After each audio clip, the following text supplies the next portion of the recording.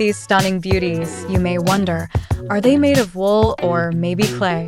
Actually, they're made of nothing but flour, egg, sugar, and oil while providing a visual beauty. They can also reward your stomach.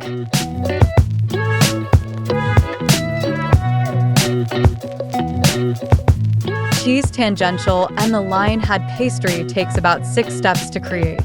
First, weigh flour, sugar, shortening, and water. Second, mix the materials together to make the water dough.